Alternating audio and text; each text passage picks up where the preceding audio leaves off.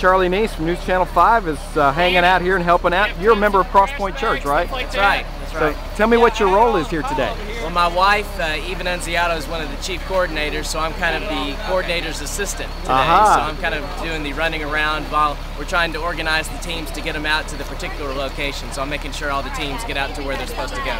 So what do you think about all these efforts going on? Well, it's amazing. You know, that weekend that the flooding occurred, you know, I was watching the radar and doing the coverage on NewsChannel 5 with Cleveland Statham and Ron Howes and Kelly Cox.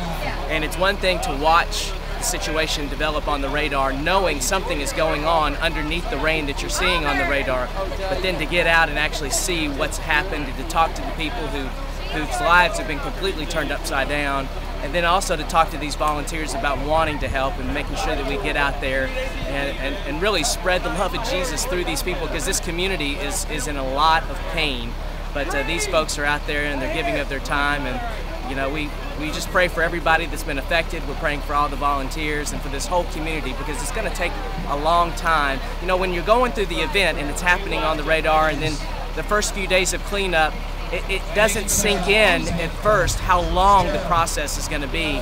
And now that it's a couple of weeks later, it's starting to really sink in. This isn't just going to be a thing that's going to affect Bellevue and the folks here, or in all of Nashville, really, for just a couple of days. It's going to be months and months. In some places, some parts of town will be recovering for years after this. So it's great to see the effort that's going on today.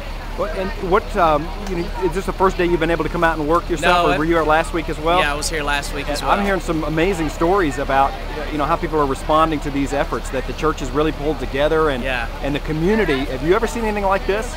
You know, it's a rare thing. You know, the floods were going on Saturday, Sunday. The water was still up Monday, and on that Monday, we opened up the new Bellevue campus, at least the front of it. We met here at the new Bellevue campus, which is at the old Circuit City in Bellevue. And that Monday, when the water started to recede, but they were still high around here, we had teams. We had our first team starting to organize. And through the week, it just got bigger and bigger and bigger. And then last weekend, you know, I think through the week it was about 1,600 to 1,800 volunteers came by to help. And then just this weekend alone, probably between 1,000 and 2,000 will be here.